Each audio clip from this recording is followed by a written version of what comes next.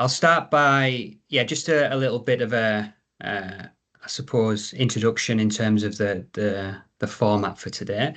But first, I am in the UK at the moment, so this is the first time I've facilitated from a different country, which is interesting, and it's actually 12:30 at night here. So you please bear with me if I'm a little bit incoherent, because it is a little bit late. Um, but just to set the context, as we know, this community practice is all about sharing, learning, and collaborating. And what we're here to do is support and connect a Western Sydney system to improve population health, with creating the conditions to reduce inactivity and inequalities in Western Sydney. This is actually our 12th community of practice, which is really cool. And we've had many guest speakers on, including some on the call today. So I'll talk a little bit about where we're at with Western Sydney Moving, and then we've got Paul Stuart from Greater Sydney Parklands, who was going to talk to us about getting back on track with Greater Sydney Parklands. We've got some wonderful green and blue spaces in Western Sydney, as we know, ranging from the Blue Mountains to the Parklands. So they're really really important places to get people active, and Paul's just jumped on. So welcome, Paul. I'm just doing a little bit of an introduction. So thank you for joining. I was getting a little bit worried there. Thanks, David. A few public transport issues this morning, so it's all right. I'll just take a glass of water and sort myself out. No problem at all. So I'll just take a couple of minutes on where we're at. So I think I've mentioned this a few times, that one of the outcomes from the symposium that we held last year in November was to set up a health promotion charity. So we've submitted to ASIC, which is really exciting. We did that on the 31st of May, so just over a month ago. And the lag time there is about 12 weeks till for the assessment. So fingers crossed, we should hear back within the next 8 weeks. I am on holiday at the moment in the UK, but I've been really lucky to jump on a leadership program through Sports England, which is the equivalent to the Sports Commission. And I've been on a local leadership program what's talked about systems leadership and place-based approach. Over here, Sport England has just invested $500 million. That's right, $500 million into the 53 the most deprived communities in the UK to improve inactivity and inequalities. But with that, they're putting 3% of that to building the capacity and capability of the community. So that's been a couple of days training, and I wanted to bring that back into an Australian context, and would love to share that with anybody that's interested as part of this group later in the year. And I was just mentioning there to Jared around the symposiums booked for the 21st of November. That's our next kind of meet and greet in person at Combank Stadium. That's where we'll be launching Western Sydney Moving as a charity with the new board. Very, very excited about that. So we've got a couple of people on the call today who are actually going to be some of the new board members, because you need to have board members to be a charity, which is Laurie Maud, and Laurie's going to talk a little bit about her experience at the National Sports Convention, because she was on a panel talking about Western Sydney Moving, actually. So that will be after Paul's done a little bit of a presentation, and also we've got Lauren Nichols here as well. So if you just want to give a wave, Lauren. So Lauren is from the Western Sydney Leadership Dialogue, and is also going to be one of the board members. So we'll more of that in the next few months. So Paul, how are you doing? Are you settled? Are you ready? So once Paul's done his prayers, Laurie will just give a little bit of an update, and then, as always, there'll be the opportunity at the end for anybody to share what they're doing and yeah, what's on your mind, really, because there's some wonderful stuff happening in Western Sydney, and this is all about sharing and connecting. So, Paul, I'll hand over to you. Brilliant. Thanks, David, and thanks everyone for having me here today. Let me know, David, if I'm rambling, because I can get carried away.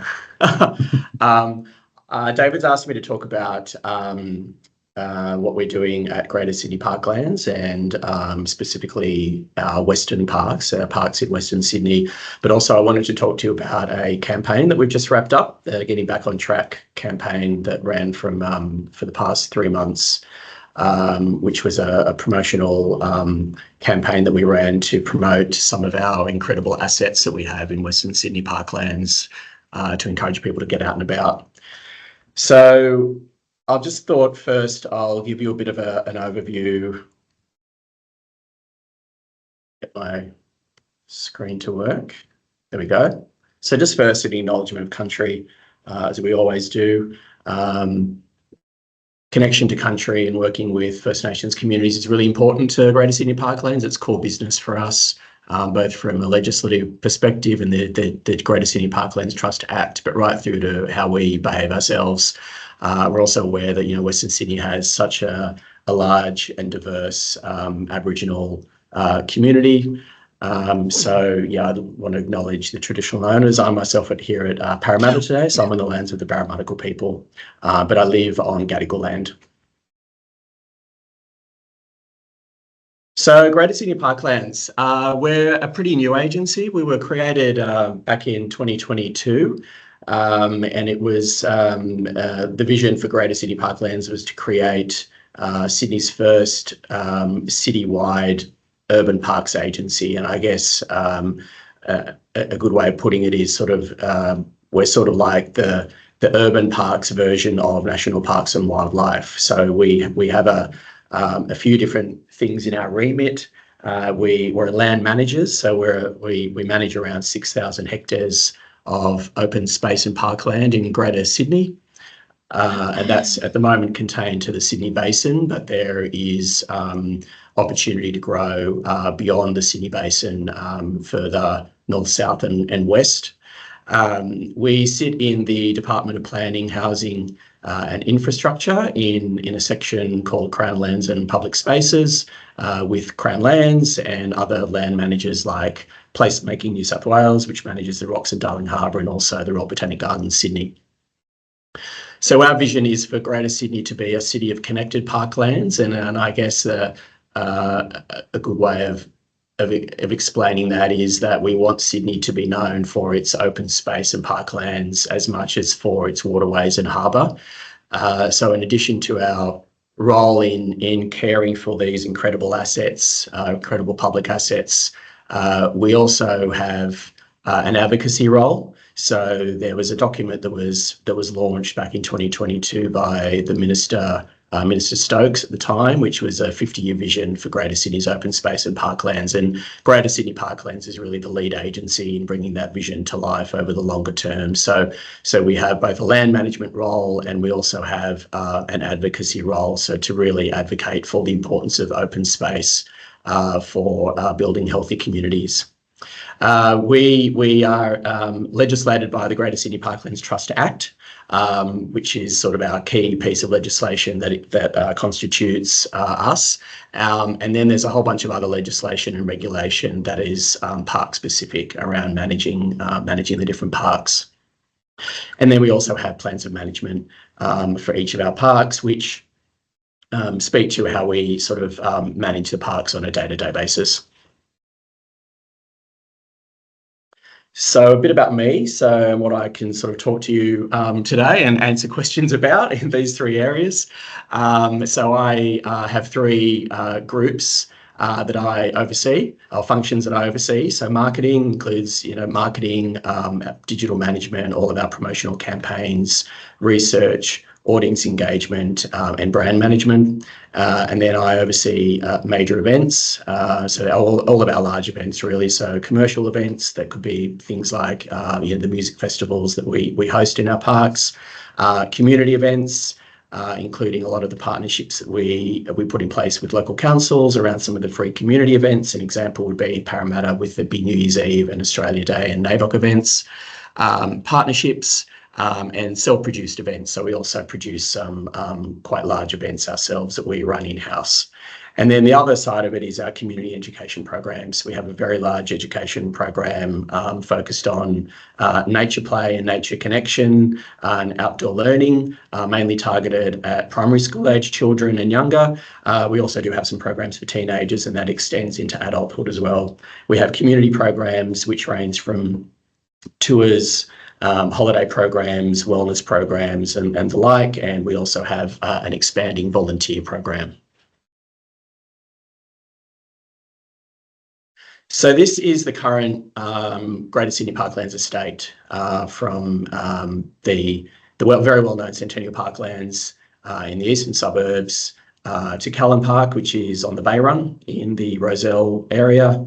Then the three parks in Western Sydney are Parramatta Park, which is that incredible World Heritage listed park in Parramatta, which is really, really important for the growing community of Parramatta. It's a really, really important community asset that we're well aware of. It's got incredible First Nations history. There's evidence of occupation going back to 39,000 years in Parramatta Park.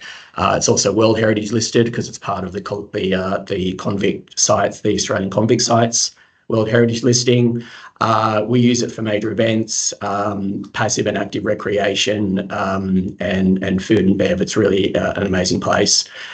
I'll jump over further west to Fernhill Estate. So Fernhill Estate is what will become a new public park for the people of Sydney. So Fernhill Estate was built by Edward Cox, who was a pastoralist in the early 1800s. He built the first European road over the Blue Mountains. Cox's River is named after him. So this was his estate that he built. It's around, I think it's about 450 hectares. There's an equestrian centre on there, and where the New South Wales government purchased that estate, I think it was around 10 years ago, and we're gradually opening that up to be a new public parkland in the Mulgoa Valley. And then that big stretch in front of you is Western Sydney Parklands, which is massive. So it's Australia's largest urban park, one of the world's largest. It's around 5,200 hectares. It runs 27 kilometres from north to south. And it takes in three local government areas of Blacktown, Fairfield and Liverpool. It's pretty astounding, and you can't really get an idea of the scale until you sort of get up in a helicopter and sort of fly from north to west. But it's an incredible public asset that it's only around 50 years old, so it's a pretty new park. And because it's so massive, that park is being developed in stages. So I wanted to talk to you about Western Sydney Parklands because it's really right at the heart of Western Sydney, and it's the place, the focus of the campaign that we just ran. So there's some information in front of you around the Parklands. As I said, it's incredibly large. It's incredibly diverse in terms of the uses. It's home to major attractions like Sydney Zoo, Raging Waters, Treetops. It's also home to the Raceway precinct in Eastern Creek, so the international sports precinct, the Raceway, the Dragway. That's all on Western Sydney Parklands land, and it has a whole range of, I guess they're sort of parks within the parkland. So there's dedicated precincts in each of the LGAs. Including Bungarraby Park in the Blacktown area, Lizard Log in the Fairfield LGA, and then Shale Hills in Liverpool. And they have your sort of more traditional park facilities, toilets, that sort of thing, barbecues, playgrounds, picnic spots, those sorts of things. There's a great new facility that opened up a couple of years ago. Well, it was relaunched, the Wild BMX and mountain bike facility in the Cecil Hills area, which is around 85 kilometres of BMX track, mountain bike track, plus a new BMX pump track and race track. We've got incredible dog parks. We've got an urban farming precinct in the Horsley Park area. And there's a range of food and hospitality businesses. It gets around 5.6 million annual visitors, which was the last financial year, and that's growing. It also has an incredible tracks and trails network. So until recently, there were 60 kilometres of tracks and trails. These are dedicated routes for walking and cycling and running throughout the parklands, and they stretch. It's a connected network that runs right across the parklands. We recently launched an additional trail, which brings the dedicated walking and cycling route up to 70 kilometres. There's 11 tracks. Some of them are quite short. Maybe takes you sort of 30 minutes to walk, and others are a bit longer, 4 or 5 hours. They're all very accessible. They're convenient. They're easy to use. Most of the trails are graded easy or up to medium, so they're very, very accessible and easy to use for most people. They all connect to key facilities and transport links out into surrounding communities. And it's a really great way for local communities and beyond to connect with nature, get active in a free way.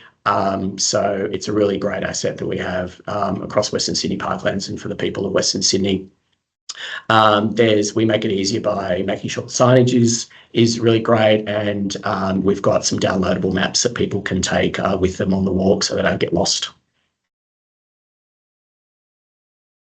This is the new walk that I just mentioned. It's called Gabrigalyana. So Gabrigalyana is traditional language of the Cabrogal people of that particular area. So it's in the one of the entry points is actually the Wild BMX trail in Cecil Park, and then it goes along to Middleton Grange, all in the Liverpool LGA.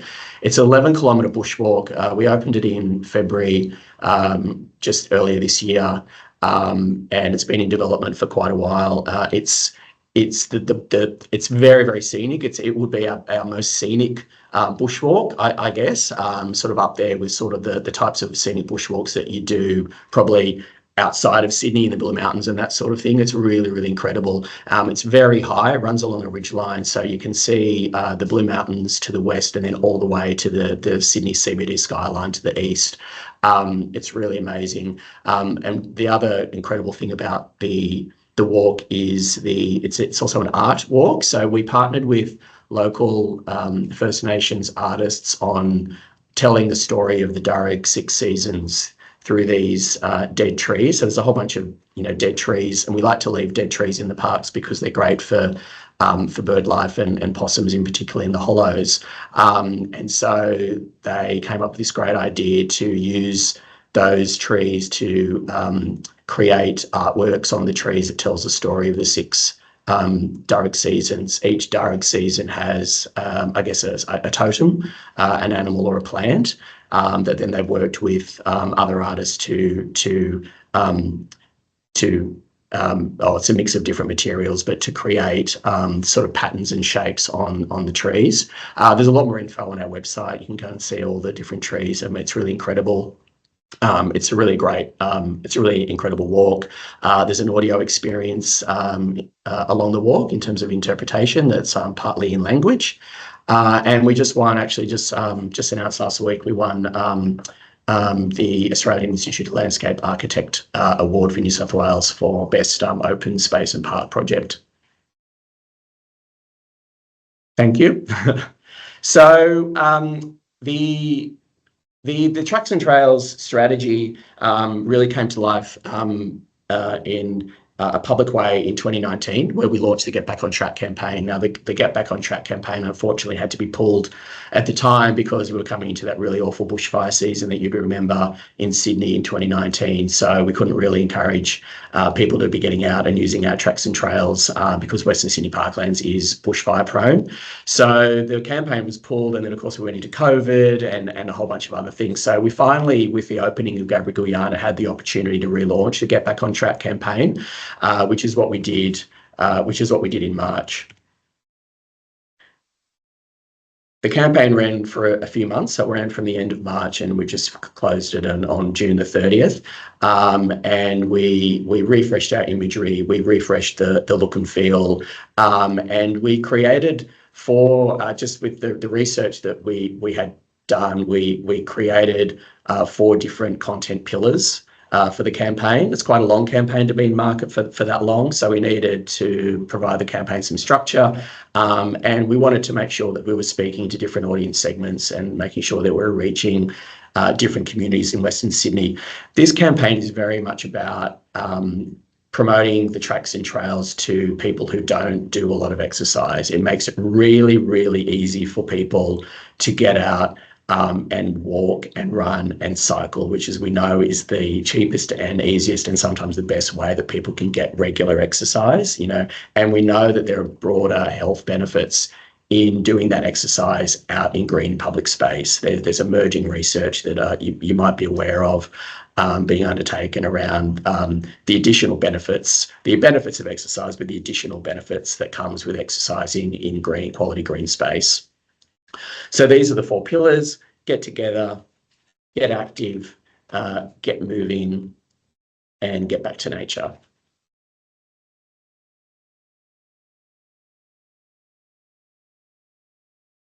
Oh, there we go. So we partnered with Western Sydney Diabetes on this campaign. We've had a relationship with Western Sydney Diabetes for a while. We're part of that collective, and we worked with them on the very first iteration of Get Back on Track. So we wanted to ramp that up for this campaign. So we partnered them on developing some additional user-friendly educational material on our website, which we seeded out through the campaign to educate communities not only about the tracks and trails, but also their health benefits of walking and running and cycling.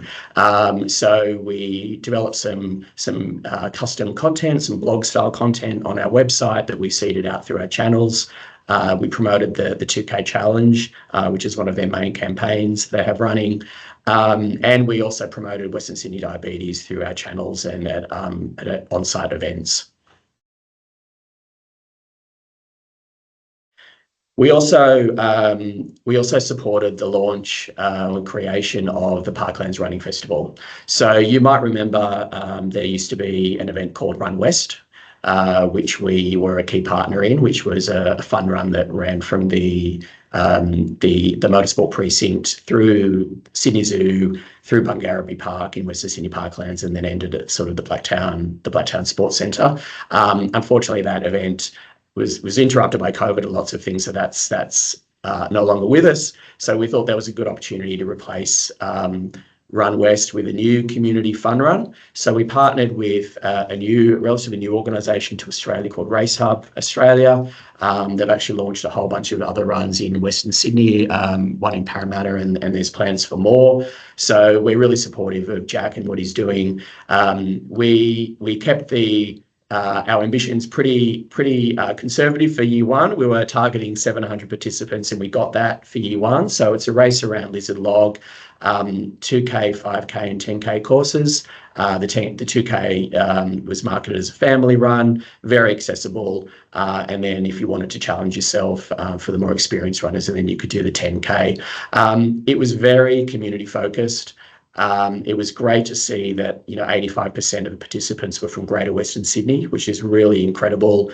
Really a really good split between male and female, and a really strong split between age demographics. It was pretty evenly split between 20s, 30s, and 40s. We had close to 20% under 18s, and we had, I think, around 15% over 60. So it was a really strong representation of, at least from those demographics, of the local community.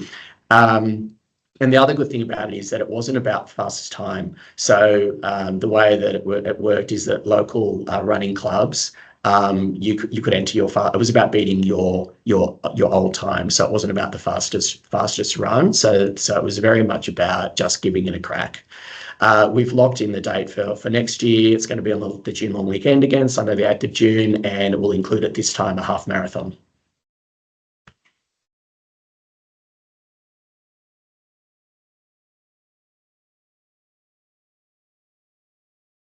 We also ran some community programs.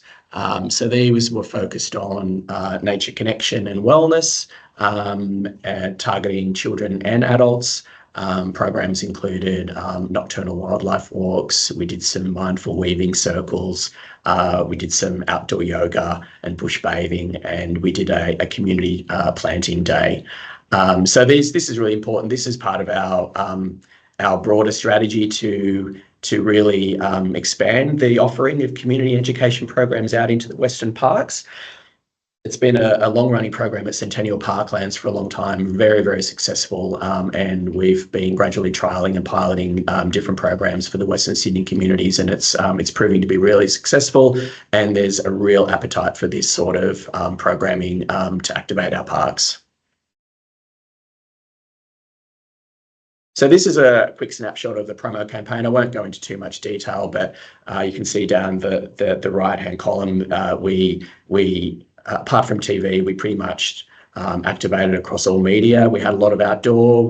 We're very fortunate to have a large network of super site billboards across our parklands, which we activated. We also activated street flags, and we bought some additional bus stops on key routes. And we found the digital campaign was really, really successful. We had some really successful partnerships with Time Out and local publications. We had a significant radio buy, and we had a really great hero video, which I won't share because I can get a bit glitchy on Teams, but I'd encourage you to go to the Western Sydney Parklands website and check out all the all the additional sort of resources and content that we developed for this campaign.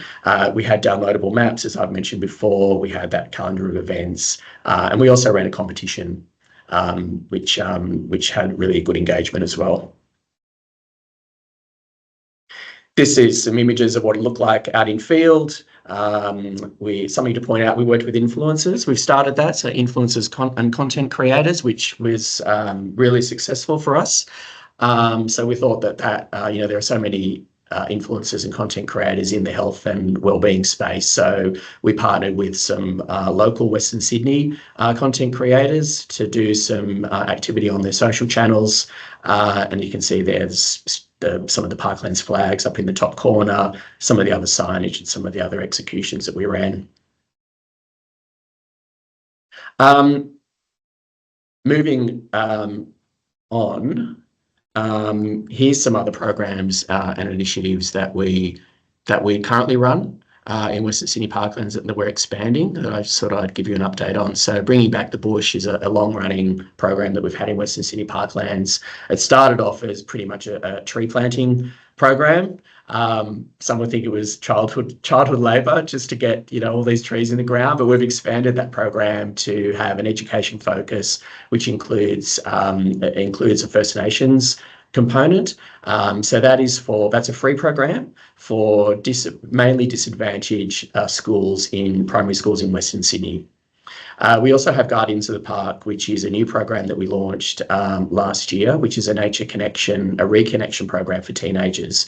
And this is a highly targeted program that we work with a couple of schools that cater to teenagers with behavioural problems. So this is about working with teenagers to give them a better connection to Western Sydney Parklands and take ownership of the park. Practically, it includes things like how to safely make a fire in the bush. They learn skills around bush regeneration and horticulture and lots of other sort of really great skills that can potentially help them in their future careers potentially. As I mentioned before, we're really expanding our nature-focused school holiday programs out into our parks. We have a rolling program of community tree planting days. We're expanding our volunteer programs. We have another really big consumer campaign that we run in summer, the Come and Play tourism campaign, which really focuses on those large tourism sort of attractions like Sydney Zoo and the like. And the other big initiative that we do is for National Science Week. So we run two very large free community events. They each attract around 10,000 people on one day. There's one held in Centennial Park, Science in the Swamp, and there's another one that's held at Lizard Log in the Abbotsbury area, Science in the Scrub, and so that will be on Sunday, the 11th of August. That's me. Get in touch if you'd like to collaborate partner. We have a partnership model. We have a very, very small core team. So our approach is to partner with other organisations who can help us reach more people and to help amplify our campaigns. And we'll also be at the Western Sydney Diabetes 10th anniversary event at Blacktown Workers. We'll have a stand there, so come and say hi. Thanks, Paul. That was terrific and a lot to squeeze in there. So really appreciate that, and congratulations on all the work that you do. Yeah, Australia's largest urban park. Wow, in our backyard. So that is something, isn't it? And yeah, it's not just all about programs. Obviously, that green space is really important, and obviously, you actually do have a lot of programs there as well. So I just wanted to kind of open it up to the group, really. If anybody's got any questions for Paul for the next 5 to 10 minutes, and then. Yeah, we'll give the opportunity to Laurie for a second. So yeah, anybody got any questions for Paul or observations?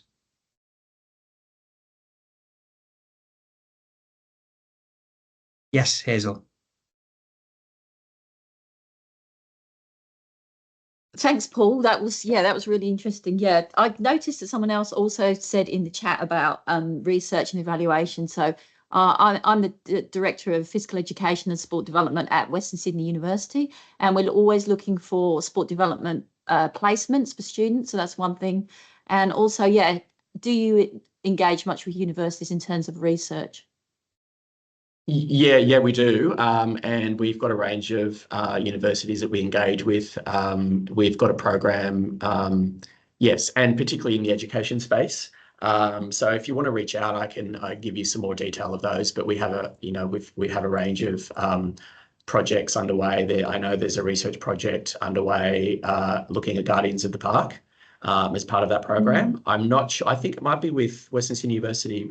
So Okay. not quite sure. So yes, definitely. Thanks. Thanks, Hazel. I think I'll be definitely signing up to the half marathon next year, Paul. That sounds really, really exciting. I'm interested. You're saying you were trying to engage I suppose certain populations. We know that obviously it's challenging to engage some cohorts. How did you go about that with your marketing, and yeah, what were the results? Yeah, look, we have conversations internally about whether our campaigns should be, translated. For example, it's quite difficult in Western Sydney, the communities we operate in, because they're so diverse. So we were very conscious with in terms of the look. We really leaned on imagery. We made sure that the images reflected the communities. We commissioned, new imagery. We made sure that the copy was written in plain language, very, very simple, lots of infographics and that sort of thing. So to make it really easy for people to engage and to get the message about it. We do know that with some migrant communities and newer Australians, they have some concerns about going into parts of Western Sydney Parklands in particular, anything that's not a traditional kind of manicured park.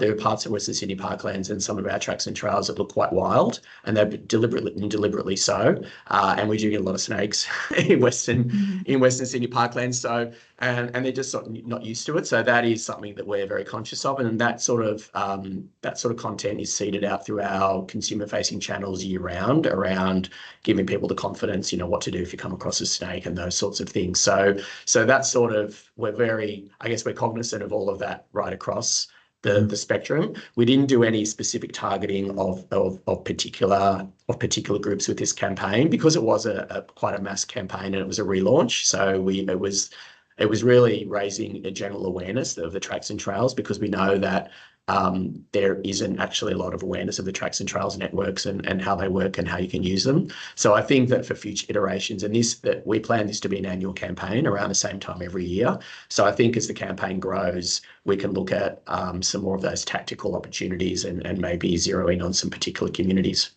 Yeah, thank you. And one question that we always ask the presenter is, what can this network do for you? Like, is there one thing that we could help you with? Look, I think as I said at the end of my presentation, we have even though we manage a lot of land, we're a very, very small, actually a very small agency and very, very lean. And so our model is to have a really small core group of staff and then partner with service providers and collaborators to bring our to bring our strategies and campaigns to life. So if you see opportunity in any way, how big or small, to partner with us. And, I encourage you to go onto the Greater Sydney Parklands website and also the separate Western Sydney Parklands website, because I've only touched on a very, very small component of just my area of responsibility. We've got a whole bunch of other programs that take in the healthy communities space, from our sporting facilities and strategies around that to our environmental activities and bush regeneration. And so there's a whole bunch of our heritage programs. So have a look and reach out to me, and I'm happy to be, whether it's something that I'm managing or I can be a conduit to someone else in the team. Yeah, we'll pass Paul's details on with the minutes, as we always do. And just a couple of questions here in the chat then. For Michelle from Sydney Western Local Health District, how can schools become involved with your programs? Yeah, the best thing would be to go onto the Western Sydney Parklands website. There's information there. There's a learning section. So there's information there about the programs that we run for schools. But if you have, I guess the one thing that we still struggle with as we're growing the Western Sydney, as we're growing our education programs in Western Sydney is reaching the right people. So I guess a call out, if you work in that education space, and if you think at a sort of a strategic level, you can help us connect with the right people, whether we use your channels or your networks to then promote our education programs, then I'd be really keen to have a conversation about what that looks like. Fantastic. We are running out of time, so I just want to last call if anybody's got a burning question for Paul.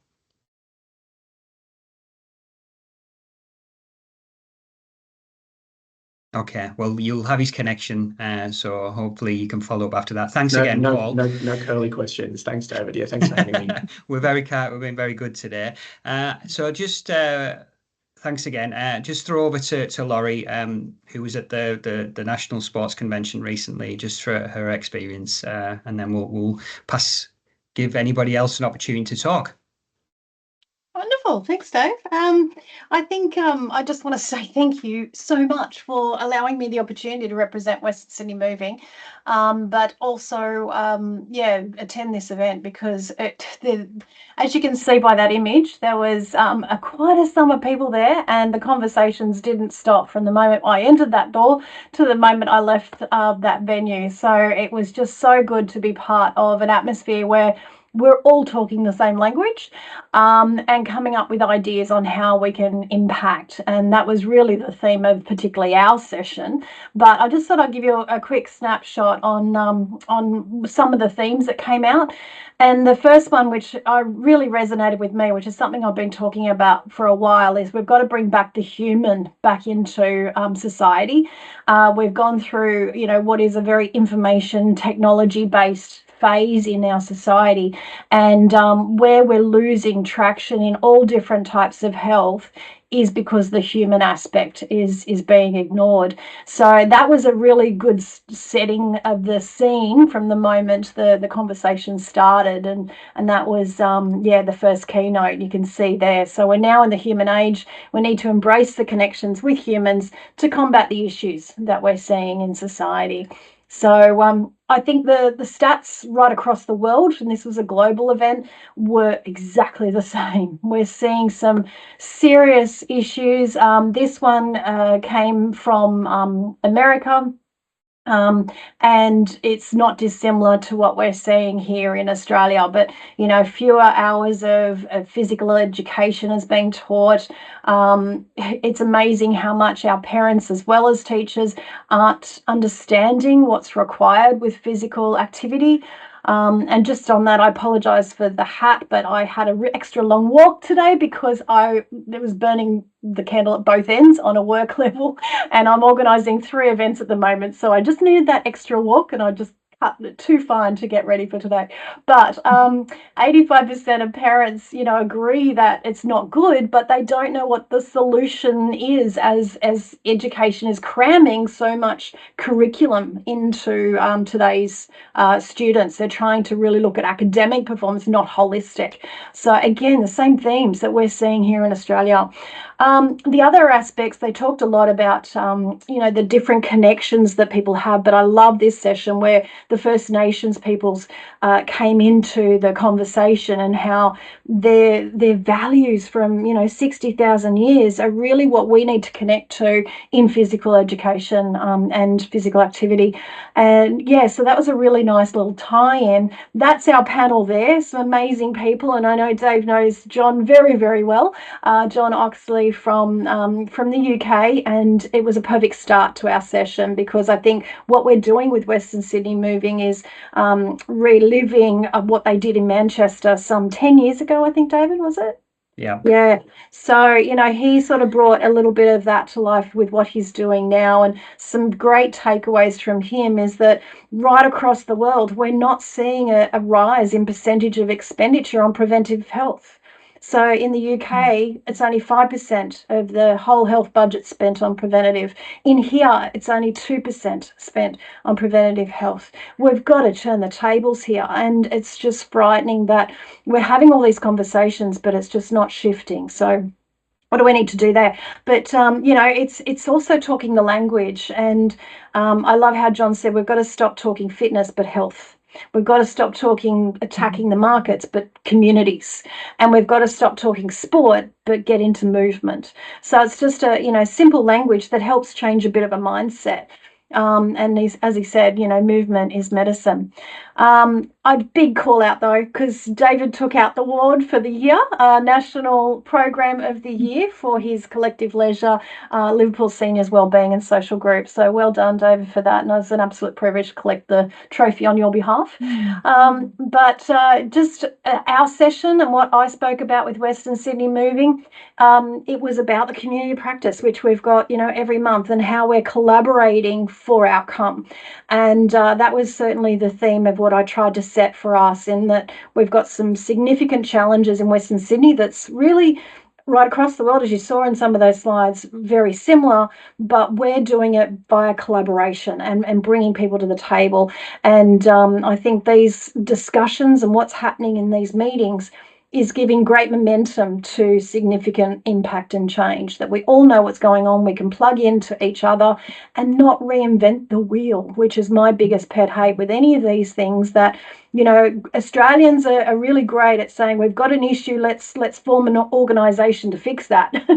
Instead of looking around us going, who can we work with to influence and impact? Because there's not enough dollars in our system to be able to do everything. So the more we collaborate and combine our resources, the better we can actually influence impact. So look, that's all I wanted to say, but happy to take any questions. Thanks again, David. It was amazing. And it was just such a privilege to represent Western Sydney Moving. Thanks, Laurie.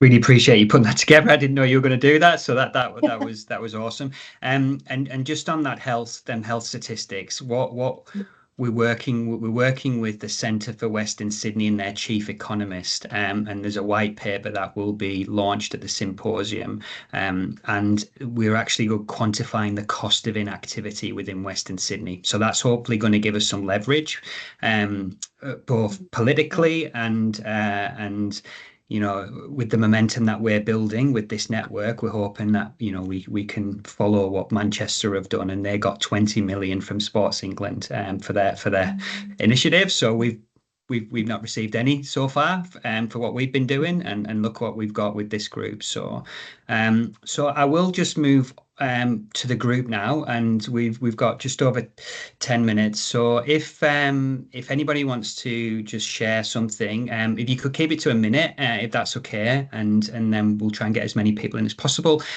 So I think you had your hand up there, Hazel. So I'll go over to you first. Yep. Yep, can you see my screen? Yes. Yeah, okay, I'll be only a minute. Yeah, this is just a research project involving movement, and it's around reablement. And I just thought if everyone could pass it around the networks, obviously we need people of experienced reablement, but particularly from the Arabic speaking community. So obviously a lot of people in Western Sydney fall into that category. So yeah, this is just a flyer which I've emailed to David, and if we can just distribute it to our networks. Thank you.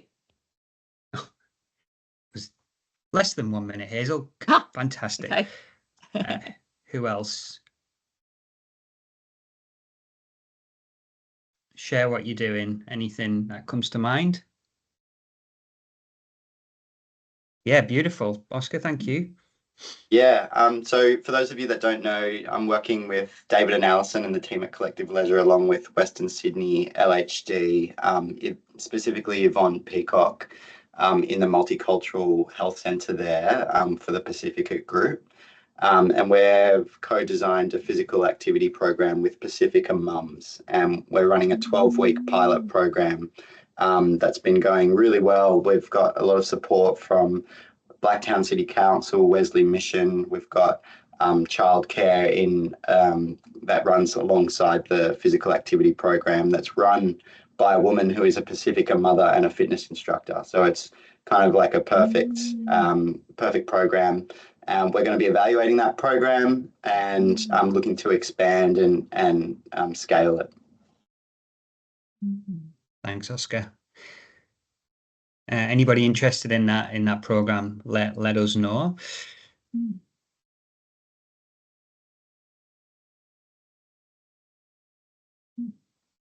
Anybody else? Maybe I should have gave you a little bit more time, Paul. Was there any other questions?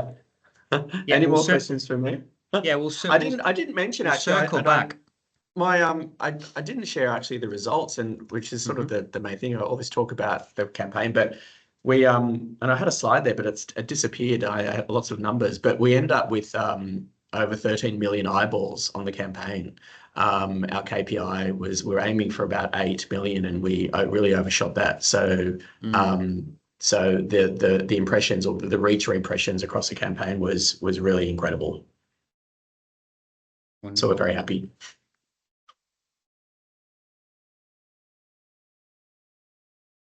Anyone who need okay. Anybody else? I'm happy to quickly go in. It's a little bit early, but we have been developing some training for exercise professionals at the local health district. It might be something that particularly other local health districts with stepping down want to reach out. So if there's any other local health district people, either in aged care, health promotion, falls prevention, that want to reach out, you can see my name. Give me a call. Thanks, Camilla. That would be fantastic. Alison, there, excited to use the of influence. Did you measure the influencer impact? How can you do this? Would be good. How you collected data, example app, online, etc. Paul. Sorry, can you repeat that? I was just responding to a question in the chat. What was that, David? Yeah, just it was exciting, the use of influencers. How did you measure the influencer impact? Yeah. Yeah, look, it's the campaign only closed on June 30, so we're still kind of drilling into all of the all of the the data, but we'll measure every single channel. We worked with an agency on this campaign called Milestone, which were really great. I can highly recommend them. And so we've worked with influencers for a couple of campaigns now. So yeah, that's an emerging space for us. We have to be very as a government agency, we have to be quite conservative and careful, I guess, in the use of influencers because we need to be careful that what they're saying aligns with with what we're saying. We don't want anyone to go off piste, but it's worked really, really well. So yeah, look, once we pulled all of the stats for the campaign together, I'm happy to sort of share some of that more granular detail if anyone's interested in sort of particular learnings we had from the campaign. Yes, please. That would be good. And how with the site being so large, and you talked about, there's some local Aboriginal sites there. How do you look to keep them protected? It's not so much Aboriginal sites, but there are Aboriginal sites everywhere, but it's more the community engagement. Western Sydney Parklands is so large. There's actually about there's six or seven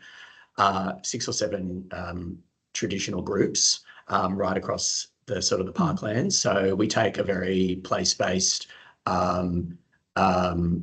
community approach with all of our parks, and so the relationship we have with different communities can't be summarized in sort of one sort of statement. Like, it's all very, very unique to the given park and the communities that in and around it. And it's as we know, it's a very important area of work. It's you have to do it in a very sensitive way. I think the Gabba was a really good example of engaging with that community early on. That actually started with an incubator. It was an on-site sort of lab, I guess. And so there were a whole bunch of artists who actually went out onto country and actually camped in the parklands and actually developed their idea for an artwork. And there were 10 different artists, so 10 ideas were developed. And then from that, we then chose two of the works to then actually fund and to bring into life. So one of them was the six Darug seasons with the tree sculptures, and the other one was the naming. So actually the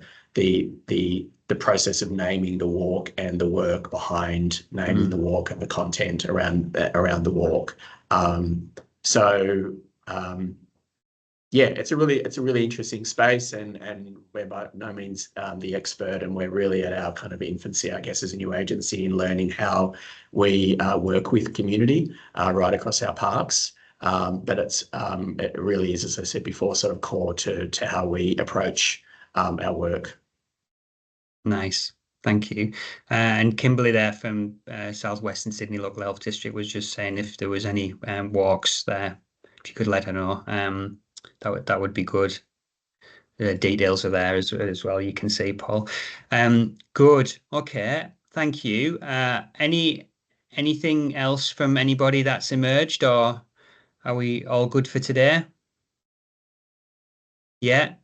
Well, they say a short meeting's a good meeting. So I firstly just want to thank Paul for putting the presentation together and walking us through that. That was fantastic, and hope that you can stay part of this group, because I think, as you said, it's Australia's largest urban park and such a great opportunity for us to get people moving within Western Sydney. And thanks, Laurie, for sharing your experience there at the National Sports Convention.